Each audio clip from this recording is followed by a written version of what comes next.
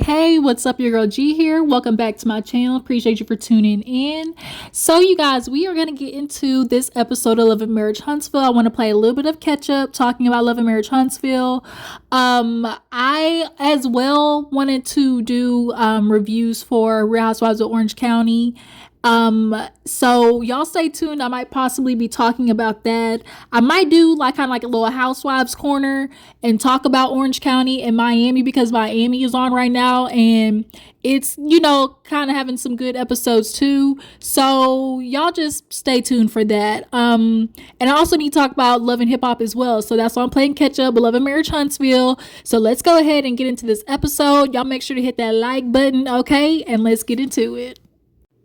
Okay, everybody. So, Love and Marriage Huntsville, we pick up where we left off of last episode with Ken and Marquez. Is it Marquez? Marquez. Basically getting a little physical, all right? Ken went and put that super Hulk strength on him.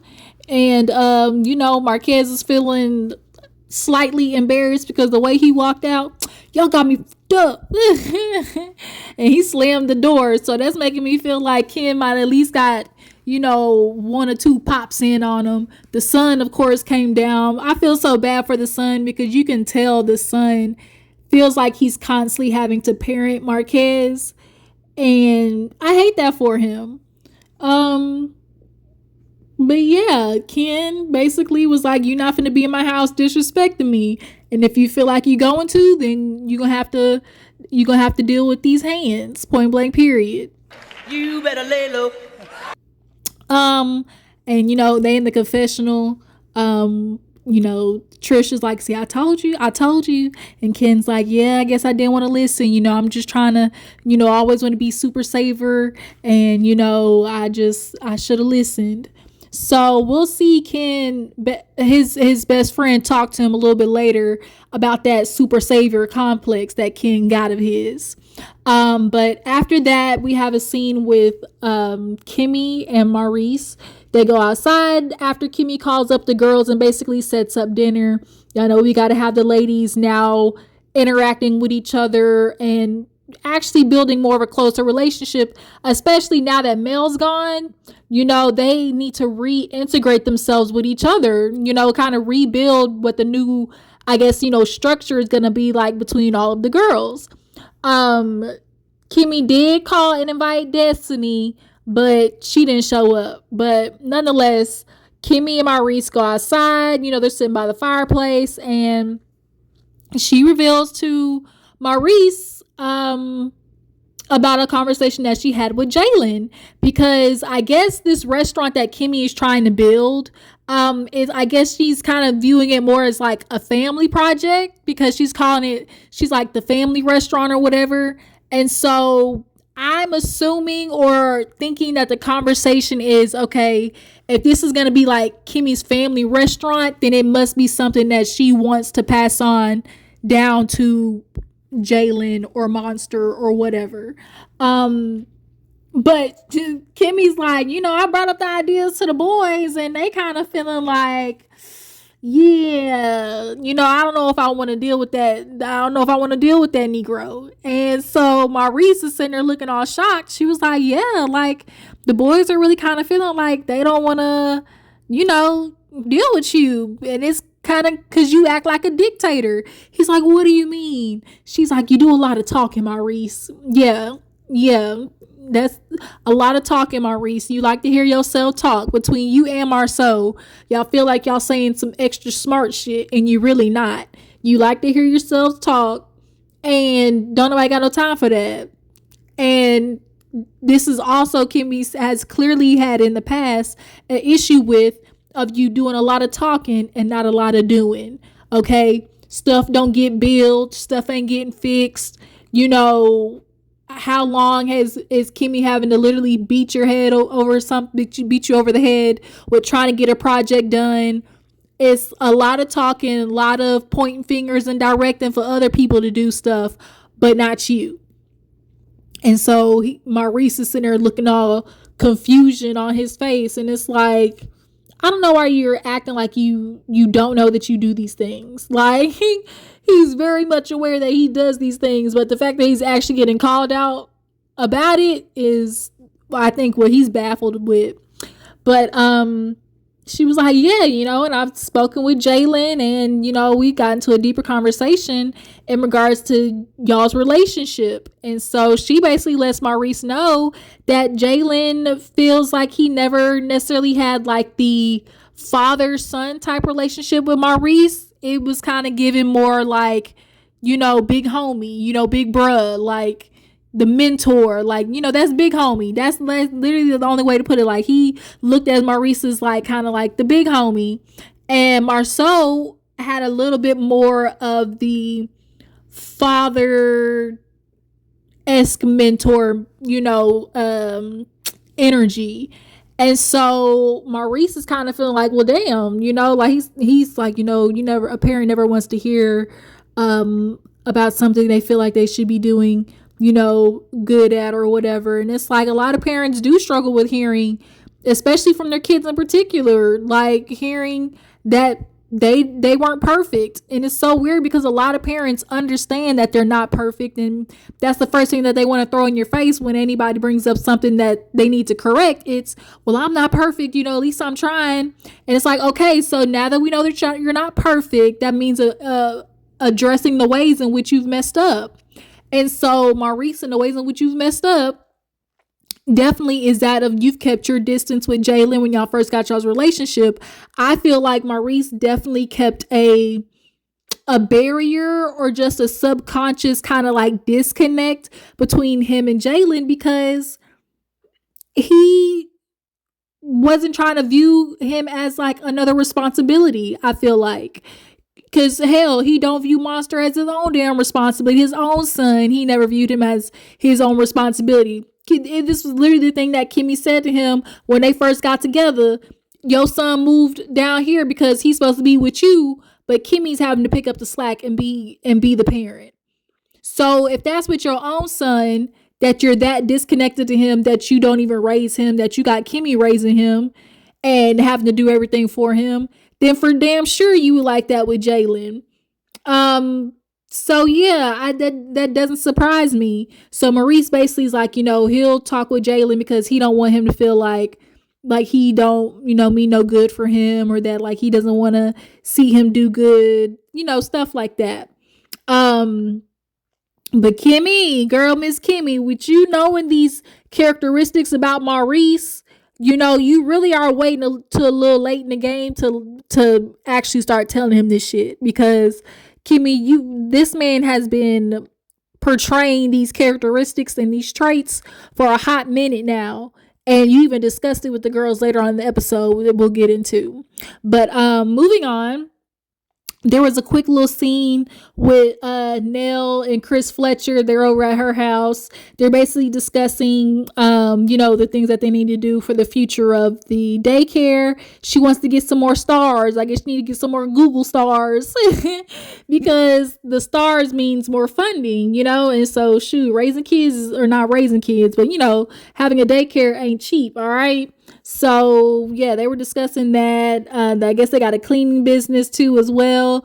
They got some businesses going on. But in the midst of all of that, they got obviously this stuff going on with their sons. Both of them Negroes couldn't keep it in their pants and had a baby. Both of them had a baby 6 months apart. That is so damn crazy. 6 months apart, yikes. Goddamn ghetto Irish twins, Irish cousins. But yeah, so Chris was like kind of relaying that in regards to how that's affected Nell's relationship with Destiny. She's like, I haven't really spoken with Destiny, and so especially ever since that whole thing with Sunny, and her feeling like, well, girl, like, you kind of giving, two-faced, you inviting Sunny to the bachelorette party or whatever, like, I'm gonna have to reevaluate our friendship. And so Nell kind of felt like, well, bitch, I can reevaluate too. Like, you aren't the only one that can reevaluate this relationship. And so Nell kind of talks to Chris about meeting up with the girls, with Kimmy and Tisha, especially after the whole live situation, and the Fletchers getting on their live and kind of explaining where they were at in regards to everything, especially with Martell and Destiny and stuff like that. They all need to basically kind of be back on the middle grounds and find like a common grounds with each other at this point, because everybody's like, we cool, but like it's clear that everybody's got some underlying issues with each other that needs to be worked out. So that's what we see in this next scene. We see Kimmy. We have Kimmy, Trisha, Tisha, and Nell. They all get together and they, are gonna meet up for this little Ponderosa. Okay, shout out to Jackie. They meet up for a little Ponderosa. Okay. Kimmy came in looking real good with the titties at. Okay. Tisha, she came. I like the outfit. I just wish she didn't have the little choker thing on. And Trisha, she looked good. I'm glad she got rid of that blonde, y'all. Oh, Lord Jesus. Y'all joked on the comments. Tell me, y'all glad that Trisha no longer wearing that. She trying to wear that 613 blonde. Because, it was tragic. So, I'm glad to see that with Trisha. But nonetheless, the ladies, they come together and, get some things off their chest. So they start the dinner off with Trisha telling the girls, what's been going on between Ken and Marquez. She fills them in on how things turned physical. She was like, Marquez, when he dropped off Zaria, I think that is the girl's name. Girl, he just walked in the house. And Tisha was like, well, that's disrespectful. And she was like, yeah, he just walked clean up in the house. And so, that we basically had to get a conversation going with him. And, because Ken and him kind of been on this friend thing, but that didn't last long. She was like, they've been on this friend thing, but, that ain't really last because, he kept trying to lie about the divorce papers and talk about, the kids weren't on it. So we had to show him the paper and, he didn't like that. So, he started just getting disrespectful to everybody, and Ken had to get physical with him. And so it's really funny to me how Trisha always explains the stories with Marquez. Like, her and Marquez do the same exact thing when they're explaining a situation that happens with either of them. Like, they'll tell like the context of the story of like how things happened, but they don't really get into the minutiae, like the details of the whole event. Like, they'll just give you kind of like, what do they almost like they'll give you like the framework of what happened, but they ain't finna give you, the insides, all the meat and potatoes of the situation. So nonetheless, Kimmy's like, I really hate that for y'all because, now this set y'all back 10 steps, and it really did. Like, y'all sitting here trying to work on, co-parenting better, and this ain't finna help, not worth the damn. So then after that, they get into Kimmy's like, well, I don't have a bunch of drama, under my roof, but I did have a conversation with Maurice and Jaylen, and I had to let him know that Jaylin has actually felt like, Maurice isn't like a father figure. He's kind of like, big bruh at this moment. And she tells Tisha, she's like, he actually kind of looked at Marsau more like a father figure. And Tisha, she was kind of like, oh, really? She was like, well, maybe it's got to do with the fact that, they work together. Jaylin and Marsau have worked together in the past. So, that definitely could play a part in it. But Kimmy said what really, I think the hinges of this kind of thought process that Jaylin is having, because Kimmy is admitting, she's like, Maurice was very hands off. Like, she was like very hands off. She made sure to elaborate on the very hands off, i.e. exactly what I said earlier in the review. Like, yeah, you understand the woman that you're with came with a son, as most niggas do. It's like, yeah, I know she got a son, but like, he ain't my son. So like, the energy that I have to put towards into caring for him, I don't really gotta do that, and he knew that Jaylin was gonna get taken care of through Kimmy no matter what. And especially the fact that she was taking care of Monster too. So if he's distant from his own son, he's gonna be distant from Jaylin as well. So Kimmy, the fact that you are aware of that and knew that's how Maurice was acting, and that still wasn't enough for you to be like, you know what, maybe this Negro ain't for me. It's kind of really disappointing. Like, Kimmy, girl, like, you really were the one. Like, girl, like, you used to be for, like, everybody was rooting for you, Kimmy, but now to see that just like Tisha, hell, boy, I tell you, it hurt my feelings. I was rooting for you. We were all rooting for you. How dare you? Learn something from this. But yeah, so she was basically talking about that with Maurice and, needing to have that conversation with him. What's her name? Nell, she starts bringing up her situation with, or no, was it her that brought it up, or was it Tisha? I think it might have been Tisha. Tisha was the one. Tisha had brought up the whole baby situation because they were discussing LA, and Kimmy was like, oh, well, like, Nell, have you been? Because, like, we didn't see you in LA. Like, girl, you left off on us, so that's when Nell reveals, she's like, well, I got a call from Lance and I had to get back, kind of find out, he was having the baby, so we had to, run and handle that. And so Tisha's like, now I ain't gonna lie, like, shoot, I was kind of feeling like, well, did you let Destiny date Lance and you knew he had a baby all along? Like, Nell definitely was picking up on the passive aggressiveness from Tisha. She definitely was. And so Nell was like, no, I didn't know. Y'all drop down in the comments. Do y'all believe that Nell knew that Lance was having a baby all while dating Destiny?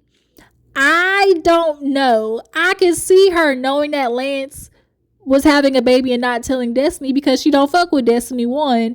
And 2,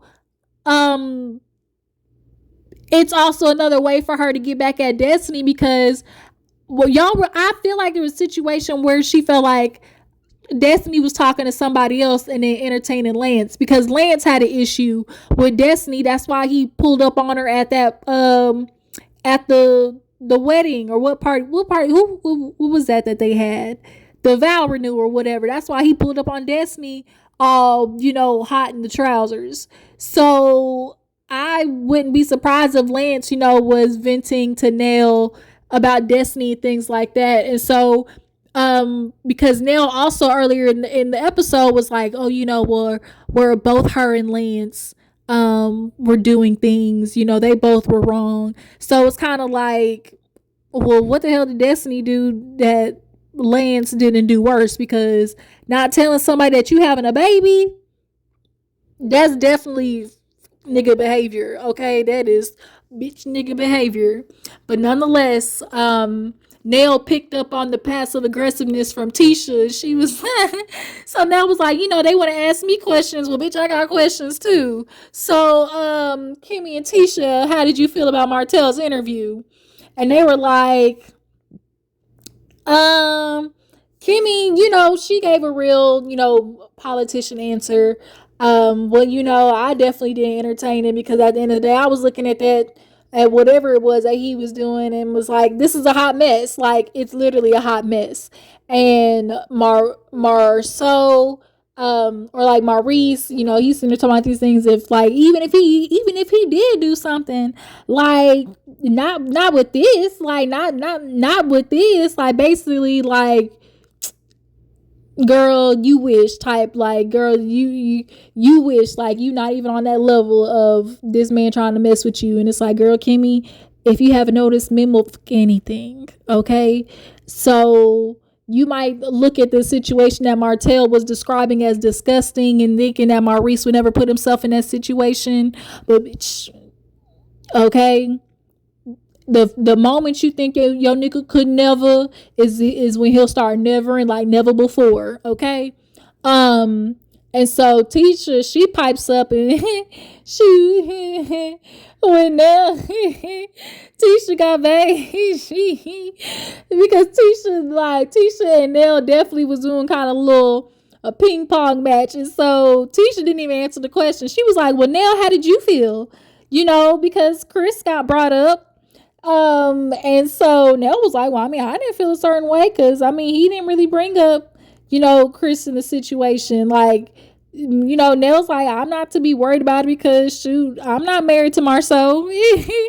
So, Kimmy, because Chris got brought up, Kimmy did bring up to Nell that Maurice did feel some type of way with the whole Chris kind of being like, well, when Mel confronted him about the comments that, he allegedly made about, look, if you're going to cheat, do something, make sure you get you an NDA, make sure you at least got you a girl who going to lose something. In the famous words of J. Cole, I only fuck with bitches that got to lose, okay? And Chris was like, no, I ain't say that, that sound like more like Maurice and Marsau. And so, Kimmy explained to Nell that Maurice is kind of feeling like, well, damn, like, shoot, am I friends with Maurice? I mean, am I friends with Chris? Because, like, he kind of threw some shit out there on me, and it's like, oh, word, that's how you feel? And so Tisha was like, yeah, Marsau didn't appreciate that either. Nell, she, did the typical wife thing, like, that's my partner, so, I can't speak on behalf of him, but, like, I definitely, can control what he says, but I don't want. She basically kind of like smoothed it over by saying, like, that's something that Chris is going to have to handle. But with you guys, I don't want there to not be any issues. So by the end of the dinner, basically, they all are kind of got everything out on the table. And Trisha invites them to her birthday party. It's going to be Western themed. And so at this point, hopefully the ladies can kind of move forward with each other. But it's definitely, even though it's like, oh, Tisha, I ain't got no issue with you, like with Nell and Tisha, more Nell and Tisha than Nell and Kimmy. Although it's giving like, oh, we don't have an issue with each other, it's like, it's still up under there somewhere. But moving on, so we have Jaylin and Maurice. They finally meet up, and because Maurice wants to get Jaylen's words for himself, basically explaining how he felt growing up and things like that. Jaylin reveals that he's got a rental property and he's getting into IT and potentially moving to Colorado, depending on if he decides to take the job or not. So if he leaves, that definitely would be interesting. Colorado is nice, though. It'd be definitely, shoot, a good place. And the dispensaries is on lock. Shoot, I don't know if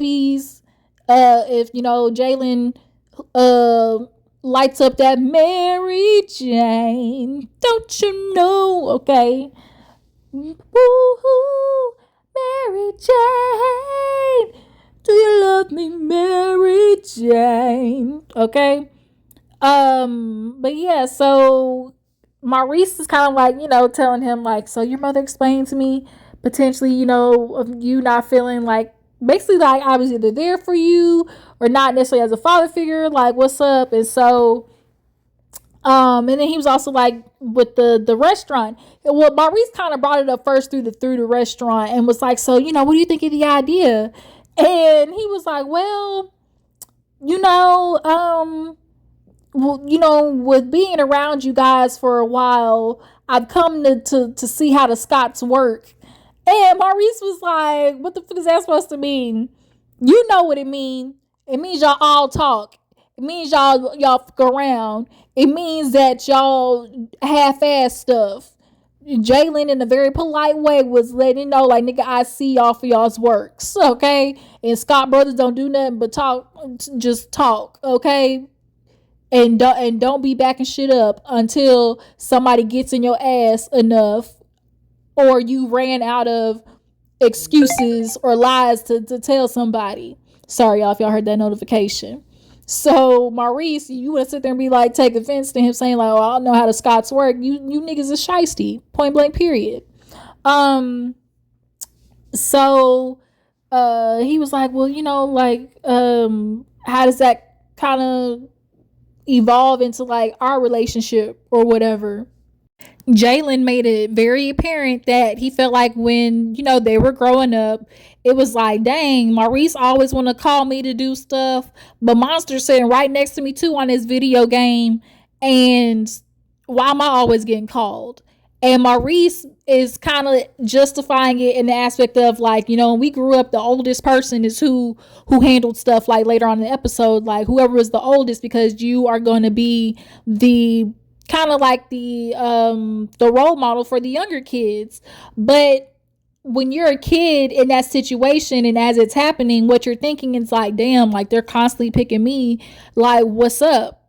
And I can see how Jaylin was feeling that way, but he explained to Maurice like, more of a father figure was kind of like Marsau.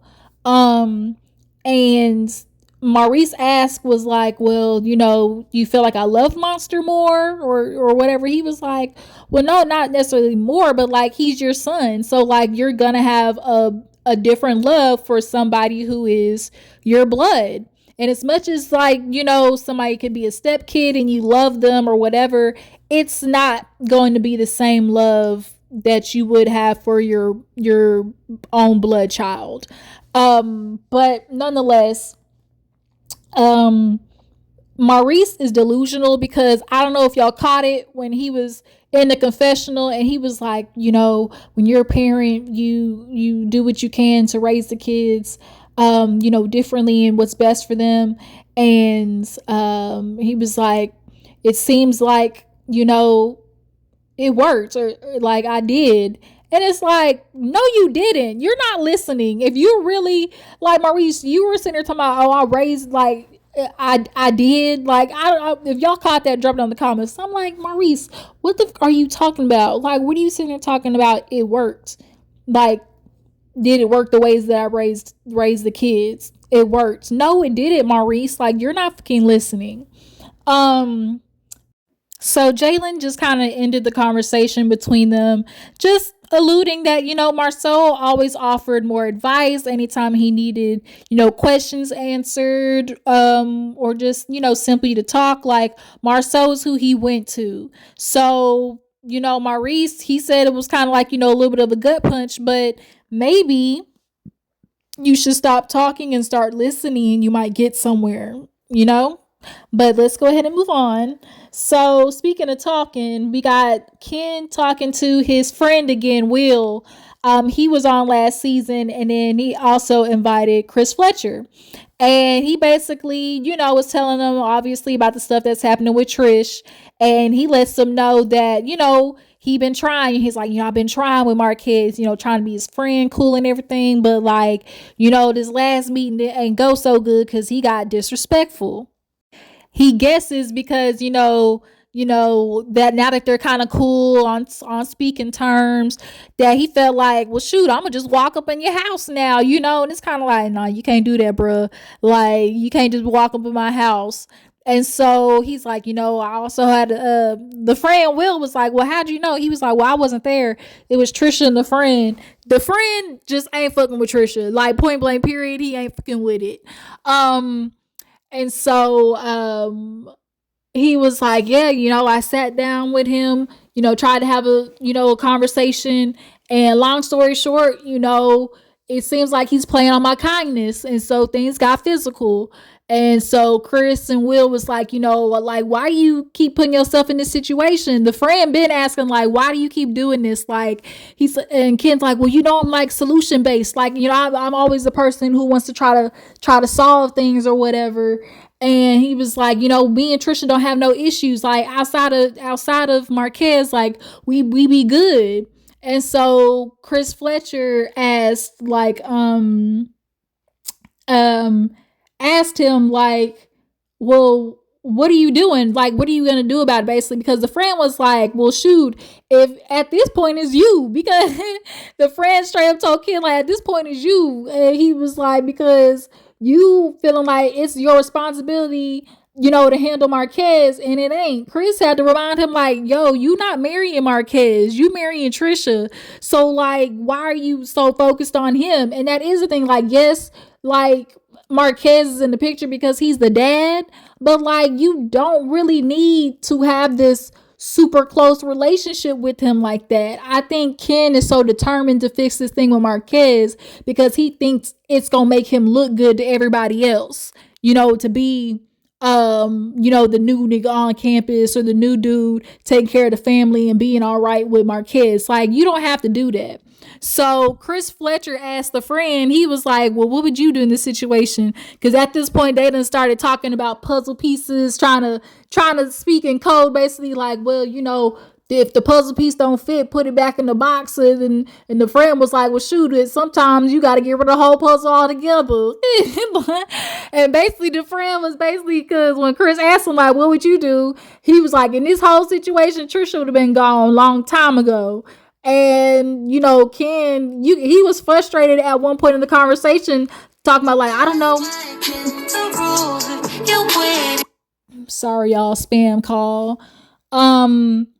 But yeah, the Ken was like, I don't get what y'all are understanding. Like, it's like, I'm not trying to find a solution. I'm not trying to fix things. And they literally were like, yes, you are. That's literally what you just said, nigga.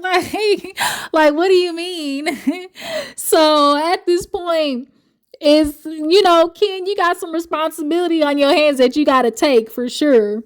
But he's like, I'm in love with Trish and, and we've built things together. And so I'm not, letting that go. So Will, his friend, you could tell the look on his face is like, oh, my po nigga, like he lost in the sauce. That's basically what it's given.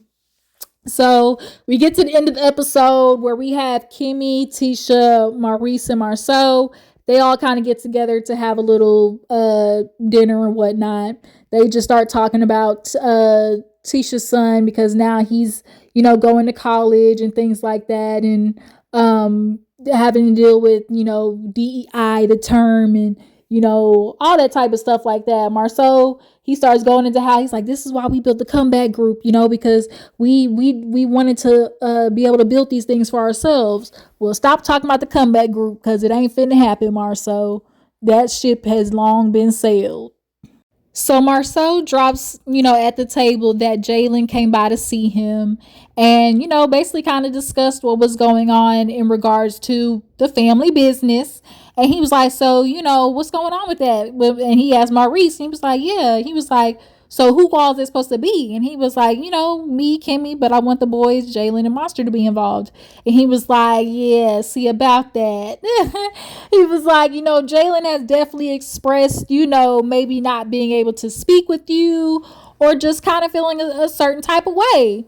And Kimmy even co-signed and was like, this is something that I spoke with Maurice about before Monster came to live with us. It seemed like he was very hard on him. And Maurice's standpoint was what I mentioned earlier of like, if you're the older kid, you're going to have those responsibilities. Like, because, the younger kids need to look up and see, you do these things. But at the end of the day, like what you're not considering, Maurice, is the fact that, okay, this isn't your biological child. So put yourselves in their shoes. Yes, you might not have been intending harm, but you still did harm, And so he's not acknowledging that. And so much so, even in his confessional, he's like, I don't know why Marsau is talking to me about this because, I spoke with Jaylin and the conversation, was good. And it's like, yeah, the conversation went good just because maybe Jaylin finally got off what he needed to say. But like, it just seems like you're not really deeping and letting it soak in what everybody's trying to tell you. Because the minute Kimmy says that, you start with but, and Maurice had to be like, he's like, now Maurice, if you start with but, like, it seems like you're already trying to defend your point. And he was like, I get it with how Jaylin is feeling. He's like, I grew up with the golden child. And so Jaylen's feeling like Monster is the golden child 2.0. And everybody, Tisha was like, ooh, like everybody's kind of feeling like, dang. And Maurice is like, oh, really? That's how we're feeling? He's like, why don't you start with the truth? And I'm guessing he meant in the truth in regards to how, like, Jaylin was feeling maybe, or the truth into, like, how, like, what he's been speaking to him about. And so he's like, so you think I'm not telling the truth? And he was like, you lie. Maurice is like, oh, so you say it's a lie? He's like, you do lie. And then that's what the end of the episode was. And it's like, I mean, when you do lie, Marsau, and ain't nobody gonna know more about you lying than Maurice, because bitch, y'all was lying for each other at one point. So yeah, I was like, here go another moment of the brothers throwing each other under the bus. But yeah, you guys, that was the end of the episode. Y'all tell me what you think. Do you guys feel like Maurice is not taking in heed of what's being talked about with Jaylin? Do you guys get why, Jaylin can view Marsau as more of like the father figure? And what do you guys think like about Kimmy? And now hearing that Kimmy, these are discussions that you've had with him already so long ago. Like, girl, what's up? I appreciate y'all for tuning in. Bye.